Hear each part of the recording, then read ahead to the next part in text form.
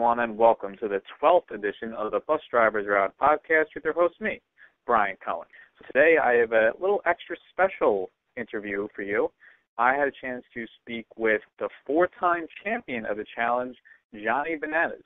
Now, instead of just kind of going into a little more into detail about this particular season, Rivals 2, I thought it would be better to kind of take an overarching look of the challenge, talk about his place in it, and just the evolution of the challenge as a whole, get you a little more scoop as to how the challenge world works in general. We go into detail about a lot of different topics. I'm not even going to give you a little hint because I kind of want you to be surprised as it comes along. Before I press play on that interview, let me just first remind you all to follow me on Twitter at BusDriversRoute. Go to busdriversroute.com and subscribe to my YouTube channel so right when I post all these interviews, they'll be sent immediately to you. All right, so now here's the moment you've all been waiting for. Here is Johnny Bananas. All right, so what I actually want to start with is that after watching the challenge, it seems like one of the biggest things that's changed over the years is that it used to be more of like a party house with like a side of challenges, but now it's actually morphed into like this being a real sport, like with actual competition, like off-season training and stuff like that. So do you like the way the challenge has evolved over the years? Yeah, I mean, I think what it does is it gives us like more credibility as like competitors, athletes. Mm-hmm. Like you were saying, I mean, back in the day, the way the challenges used to be is it was all like house reality, and then there was kind of like a few challenges thrown in here and there just to kind of break up the monotony or add some entertainment. But they really did. It was like anyone, you could show up in whatever shape you wanted and still make it to the end. I mean, that's why you see people, on certain challenges who have won in the past, and you ask yourself, like, how the hell did this person ever even win? And it's because back in the day, I mean, the challenges were a lot different, dude. And it was like, yeah, let's melt this block of ice with our body or smear paint all over ourselves and rub on a canvas, which really didn't take any sort of athleticism or any sort of like, strategic advantage. So I like the fact that they've come a long way, and they've, gotten to the point where it is more of an athletic competition now, and only the strongest do survive. Mm-hmm. And if you don't come into the house, in shape and bring it, the game will lead you up pretty quick. Yeah. So when you started off in the challenge, like your first couple of years, you weren't known as like the big competitor that you are now. You ended up being knocked out a couple of times early. So what do you think has been the biggest thing that's led to you winning now 4 of the past 5 challenges you've done? The way I think about challenges, this is like the misconception a lot of people have. A lot of people think the biggest, strongest, most athletic person wins. And, not to mention, but I mean, there are certain people who, on paper, look like they should be dominating every challenge, and they don't. Mm-hmm. Because this game is, I always say this game is like 80-90% mental, and it's 10 to 15% physical. I mean, for me at least, the biggest challenge in these games is just keeping my sanity for 7 weeks. You know what I mean? Right. Because the environment that we're put in, and it breeds like just drama and like when you're in that, it's like a pressure cooker, dude. You're in that for 6-7 weeks. Mm-hmm. If you don't know how to if you don't have the intestinal fortitude to like kind of weather the storm or whatever, it'll break you down, dude. So and it's a strategic game as well. I mean, you got to learn, you got to evolve in the game, and you have to be able. What I've always said is adapting, like to a new situation and to a new cast and to a new environment and to a new game. It's the most important thing you can do. No 2 challenges are alike. Even if it's like, say, Rivals 1 and now Rivals 2, just because the name's the same. I mean, the format's completely different. The cast is completely different. Each challenge is going to be different. The voting system is going to be different. So, I think my biggest strength, the reason that I've done as well as I have in the past, is because over the years I have adapted and I have developed, and I think it shows a lot. I came in 22 years old, and I was just that's what everyone's like, dude, you seem pretty laid back and calm on this season, and it's like, well, I got 2 wins under my belt the last 2 challenges. I got a big enough target on my back as it is. I've learned my political game has evolved a lot over the years too. And it's, you just got to kind of you got to kind of, it's a balancing act, dude. You know, you obviously want to be out there and you want to make your impression, you want to make your presence felt, but at the same time, you don't want to put, you know, unnecessary heat on you. Mm-hmm. What was your favorite theme or format of a show of everything that you've done so far? See, a lot of people do duel, which is a great format. But I've only done, I was on the first duel. I was the first one eliminated, and that was my first challenge ever. So I've never really, and when they did the duel 2, I wasn't on that one, which is kind of unfortunate. The duel is a great format, though, because it's like it's every man for themselves, and you really don't have to rely on anybody else, you know? Mm-hmm. So, like, I've been lucky enough in past challenges where where your pairs, like the first Rivals format, the Battle of the Exes format, I've been lucky enough to be paired up with, you know, strong players, and, you know, like I am on this Rivals too, but at the end of the day, you still are relying on another person, you know? Yeah. So, the dual format's great because it's like, it's all you, dude, and it's pretty much all up to you, and it's up to you to win, and if you lose, you got no one to blame it on but yourself. If MTV ever came to you and like, Johnny, we're looking for a new idea for a format of a show, do you have any ideas you've been cultivating over the years? Absolutely, dude. I would do alliances. So, and I've said this in the past, and this would be a sick format. If you did the best alliances, so you could do, say, an alliance of 3, an alliance of 4, and I mean, obviously, you know, just based on the way that they've been able to kind of, in Battle of the Exes and even Rivals too, finagle certain rivals and certain X's, even when you look at it, you're like, wait a minute, I don't remember these two fighting, or I don't remember these two ever hooking up. Mm-hmm. You know, you could put you could, I think, create some alliances that, you know, weren't really that well known. But I think having, you know, because everyone always says, you know, me, Kenny, and Evan, and Derek as well, had a run there where we were, there was really no one that could touch us. Yeah, the JDK Dynasty. Yeah, exactly, dude. So, and to this day, it's like I still believe that physically, you know, mentally, strategically, I mean, we put the 3 of us together, dude, and it's a wrap, dude. So, but then there's a lot of new faces coming out. There's a lot of people, you know, making waves, and there's a lot of guys trying to make a name for themselves. And you know, it would be good to see what we got as far as you know, if we still got it, and if we can still run the table. Yeah, that's kind of like one of my problems with the format of the Rivals. Like, in theory, it's a good idea, but really when you just pair someone together, like you and Frank, you guys might have been gunning for each other when the show began, but because you have to work together, you quickly get over that, and most people are just going to forget about that and work together. So it would almost be better if you just had each rival on like a separate team, and then like they gun for each other a little more than that, because that way you're actually going against your rival. Because after the first few days, I'm sure you and Frank were like, whatever, we're just going to work together, it's going to be fine. Dude, the first few days, I mean, believe me, dude, I hated this kid coming to the show. I mean, there was no one that I wanted. When I heard that we were going to be on the same show together, there was nothing more than I wanted to bury this kid's head in the sand, you know? But the second you realize that it's like, hey, now this is the only person you have to rely on, you know, and that's what I said in the beginning, in one of the first challenges when they showed it, when I was like, well, TJ's like, how you guys getting along? And I was like, listen, dude, money's more important to me than bullshit. You know what I mean? Yeah. I'm gonna come. I'll put all my differences aside. As far as I'm concerned, this is my 9 to 5. Once I get here, once I show up, you know, it's all work, dude. And we don't have to hang out outside the show. We're not gonna be best buddies. We're not gonna like call each other on the weekends and see what's up. But at the same time, we're there to work, dude. And people that's what's always boggled my mind about people on the shows, with Battle of the Exes and with like Rivals, is they maintain this rivalry throughout the show and they continue to hate each other. But it's like that's just gonna ruin your team chemistry, and it's gonna really it's really gonna affect your chances of winning. Yeah. You know, the faster you could put all that stuff aside, and the faster you could just get on the same page and just realize that you're there to play a game, you know, it's the better. Do you have any real animosity towards anyone in the challenge world, or does anyone hold any real animosity towards you?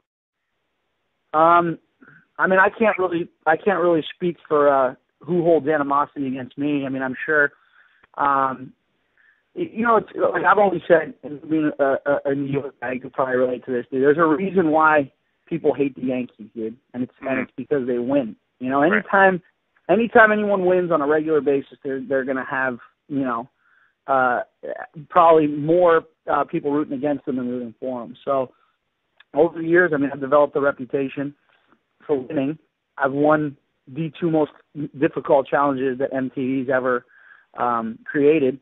And I'm tied with Darrell for the most challenge wins ever. So just by nature of me winning, I think a lot, especially cast members as well as fans, obviously people don't want to see the same person continue to win and continue to succeed. So I think I've developed a pretty solid base of people rooting against me. But animosity towards anyone else. The way I see it is, I show up to play a game, dude, and you've got to try and leave personal feelings aside. It's hard not to, but it's like you show up and everyone's shooting for the same prize, and it's like being in nature, dude, and it's only the strongest to survive. So, it's like you spend so much time with these people. Day in, day out, 24 hours a day, 7 days a week. In 7 weeks, I spend more time with some of these cast members than I've spent with friends that I've had for 10 years, because you're always around each other from the second you wake up to the second you go to bed. And there's no getting away. It's not like, all right, dude, you're pissing me off. I'm going to hop in the car and drive down the street and cool off. And there's no getting away. Yeah, you're trapped. Yeah. Just by nature of being around people for that long, for that many hours, whatever qualities or tendencies you have that might be a little bit annoying, after 7 weeks becomes something that you just can't stand. So usually once the show's over, I kind of go my own way. There's people that I see on the show. I don't hardly roll against them, but they're not, most of the customers aren't people I'm going to, call up and go and hang out and have a beer with them. Yeah, exactly. So if MTV allowed you to pick a partner for a season, one man, one woman, who would they be? That's tough, dude. It could be anyone from all your challenge time, even if they're older now. Yeah. Obviously, for guys, it would be a toss up between Kenny and Evan. And then as far as girls are concerned these days, Emily's definitely a favorite. I would like to take credit with being the first one to scout out her abilities years ago on Cutthroat, her challenge. You got to basically pick teams, and even though Emily was our team captain, I was the one that was pulling out behind the scenes, and just saw Emily coming into the challenge as someone who looked like she could handle herself, and here she is now, just absolutely shit stomping this challenge, dude. So have to be a toss up between Kenny and Evan and probably Emily. Do you guys watch the new Real World season almost as like a farm system for the challenge, right? Scouting out the new competition. Because if I'm more a fan of the challenge than the Real World, so that's kind of like what I do. I think about who's going to be good for the challenge. Do you guys do that? A little bit. I try not to. Only, you see on television, and I'm even guilty of doing this sometimes, you tend to believe. And what you realize after a while is that you are basically at the mercy of the editors of the show. And they could portray you to be the greatest person on earth or the biggest piece of shit in the world. But they do the same thing, with their abilities or what they're all about. Like, so coming into this challenge, heard a lot about Marlon and Jordan. We'd heard that Marlon played D1 football, Jordan was a wrestler, and it actually turned out to be pretty accurate because they're both pretty athletic dudes. Mm-hmm. So sometimes it helps, but what I like to say, you could be the best athlete in the world. You've never done anything like a challenge before, because people come in. You could come in as physically fit as you want, but if you're not mentally fit, you're not going to make it. Because it's unlike anything you've ever experienced before. So, I've heard a lot about, so and so is going to come and he's going to wreck shop, and this guy's this and this guy's that. But until you're actually there, until you actually experience it, until you actually know what it's all about and deal with 7 weeks of insanity, there's no saying how people are going to react to it. Mm-hmm. So the first challenge that I actually personally ever watched was probably what feels 20 years ago to you, was The Island. So I was curious about the big moment from that season was when you chose Evelyn over Paula in your boat. Well, you and Kenny and Derek. So kind of let's take you back to your thought process going into that decision and how long it took Paula to get over that. All right. So that was I still to this day, well, first of all, from The Island, you want to talk about learning some lessons. I learned a lot from watching that show. I saw myself in the moment while it was happening. I didn't feel like I was being that big of an asshole. Not just the Paula thing, but I'm talking about everything. Going at it with Kellyanne, going at it with Evelyn. But then when I actually got a chance to see it on TV, man, I mean, I'll tell you myself, I was a little bit taken back. So I definitely saw quite a bit on there that I learned a lot of lessons coming from that from The Island. However, I would like to, not that people don't realize the environment that we were placed in there. I mean, we weren't eating. I lost 30 pounds in a month when we were there. So when I'm tired and hungry, I'm a grouchy fucking dude, and that one just put me over the top, dude. But with the whole Paula thing, what a lot of people don't realize is we basically helped her that entire show. Mm-hmm. She was basically given a key to get on one of the boats, and me and Kenny and Derek basically had the island on lock the entire time. So she was really never at risk of ever being sent home, ever being eliminated. So when it came down to that final vote, it's never happened like that before, where one person could determine the fate of another person without that person having any retaliation. And what I'm referring to is the fact that Evelyn won final elimination. Therefore, she was able to take anyone's key. And once she took that key, that person, there was no recourse. They couldn't then fight for it back. It was over. That was the final decision. We knew that going into the final elimination. We knew based on who Evelyn was going in against that she was, no matter what the challenge was, she was going to win. So we basically made a deal with her, and the deal was, if she doesn't take my key, we'll let her be the fourth person in our boat. And at the time, it just made more sense. It just made sense for all of us to not have her in our boat, dude, and give the key to Evelyn, because she had more to offer us than Paula did. And it sucks. And it really did suck that Paula got screwed over the way that she did. But at the same time, it's like, I worked that entire show. Me and Kenny worked that entire show to basically have the politics on lock. And when it came to the end, I mean, that was just, we were stuck between a rock and a hard place, and we just had to do it. Yeah.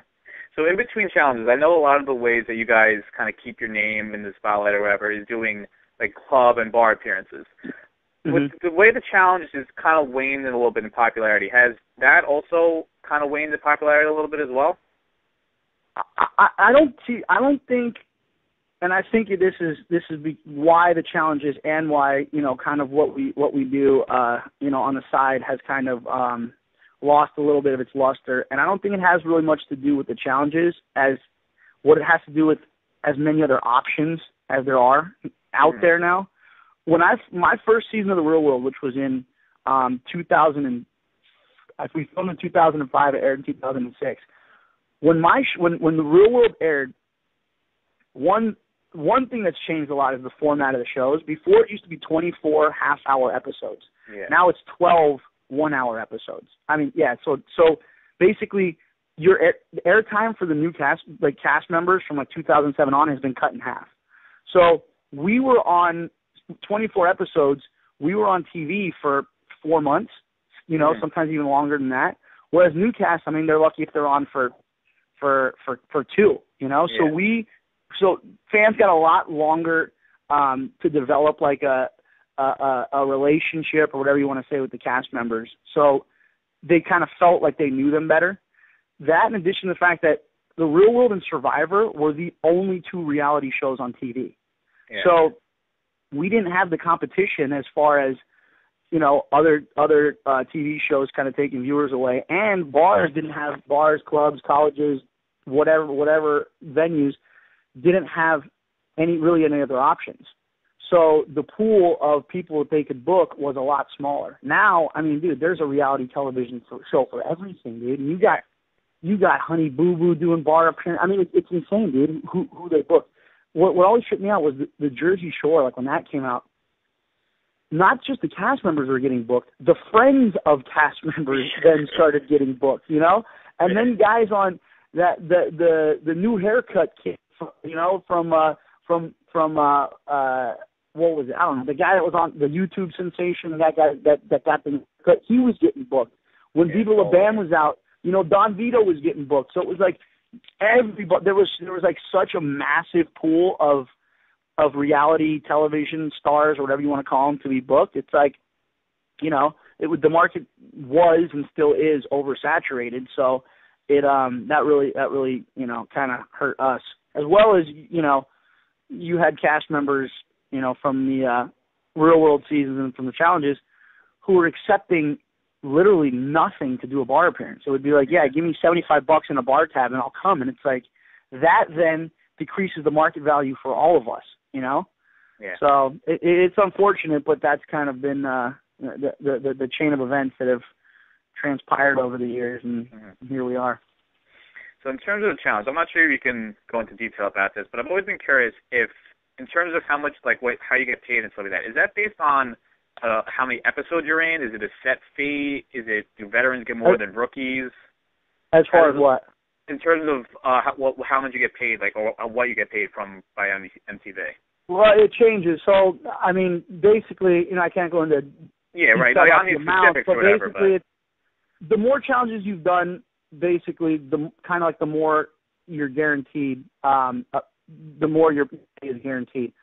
Rookies, you know, it's basically like a prorated thing. Basically, they're paid for as long as they're there, and then once you are a veteran or whatever, you get more of a guarantee as far as your wages are concerned.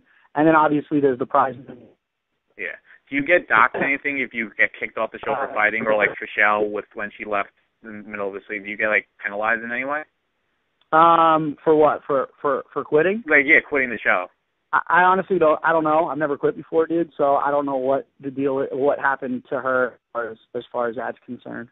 Okay. All right. You know, I know if you get kicked off. I know if you get kicked, they penalize you pretty heavily, but I'm not really sure what happened with her as far as that's concerned.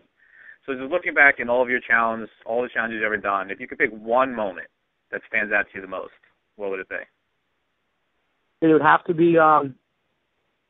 be my win with Tyler at the end of the first Rivals. That was hands down, and this is no joke. That was hands down the most difficult thing I've ever done in my entire life. I've grown up playing sports, and I've always considered myself pretty in really good shape, and I've always considered myself to have a pretty high threshold for pain and stamina and a high tolerance for working out. My body has never been pushed to the brink of physical exertion the way I was in that challenge, and to make it to the top of that mountain in Patagonia after literally 2 days of abusing the dog out of ourselves and grabbing that trophy and being able to hold it up, it was hands down probably the most rewarding moment. Not just in challenge history, dude. That just in general, dude. I mean, it's one of those things where after you accomplish something like that, there's not much more that can top that. I mean, it was so brutal.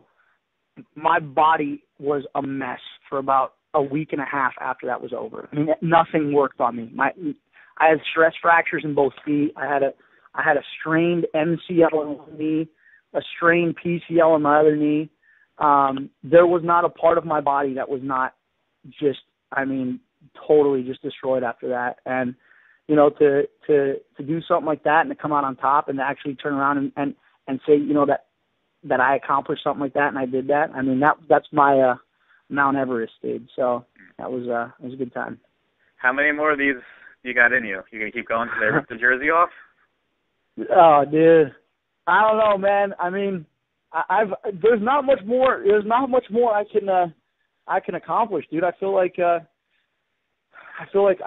kind of I hit the apex of my.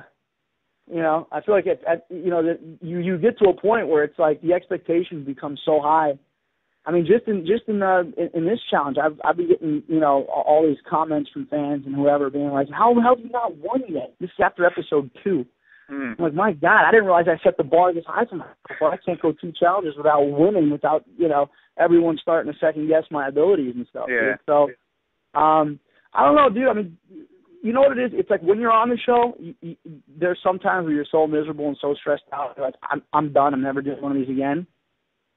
But then once you take a couple months off, once you have a chance to get back home and have a home cooked meal and sleep a little bit, and then once you see it air on TV, you get that itch again, dude. So I got at least one more in me. Who knows? Maybe a few more, depending on how that goes and depending on how I feel after that, dude. So yeah, I'm sure saying no to the phone call could be one of the toughest things you'll ever have to do. So yeah, it's gonna be, dude. That's what I've always called. These challenges and just in general, I've always called them the golden handcuffs. Mm-hmm. It's like it literally is like, man, would you?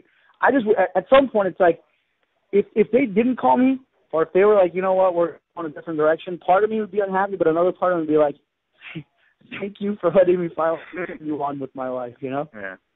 So tell me a little bit about the company you started, Suck Yeah. Tell me a little bit about that. Oh no, it's Kenny and Kenny's clothing company. Okay. But we are I collaborated with them to help me to give me a marketplace to sell my Johnny Bonobblehead, which has been a huge success so far.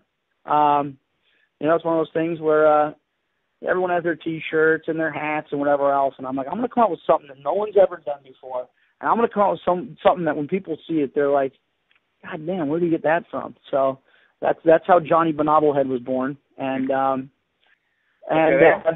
so we've been sending those out, and it's been a stunning success so far. So anyone who hasn't picked up their bobblehead, www.suckyaa.com. The online clothing store Kenny Santucci started. They got a lot of great gear there too. So great. And are you getting close to being tied down? I see you're in a relation there with Heather Teeter. Are you getting close to being fully off the market over there? Lifestyle, dude. I'm not gonna get locked down permanently concerned. That's nobody knows, but yes, we've been dating for a while. It's been quite the ride so far. Great, that's awesome. So I really appreciate you coming on. We'll definitely have to talk again later in the season so we get a little more of the details and the rivals too. But I'd rather first time we talk definitely be more about just the challenge as a whole because you've played such a big part of it over the years. So definitely thank you for coming on. Where can people find you on Twitter and everything? Yeah, Twitter. My Twitter handle is at MTVBananas. Instagram is Real Johnny Bananas, and if you want to follow my bobblehead, his Twitter handle is JBobblehead. Thank you again for coming on. Definitely speak to you in the future. You got it, Brian. Thanks for having me, man. Yeah. Have a good night. You too, buddy. There it is. The 12th edition of the Bus Drivers Route podcast is in the books. Hope you all found that interview with Johnny Bananas as informative as I took it, and I feel that I know a little bit more about the challenge universe and a little bit more about what goes on in it than I did before. I hope you all do too. So that'll just about do it for me. Before I go, let me just remind you to follow me on Twitter at Bus Drivers Route. Go to my blog, busdriversroute.com, and once again, subscribe to my YouTube channel. So right when I post these videos, they'll be sent directly to you. All right, that'll do it for me. So until next time, have a good one.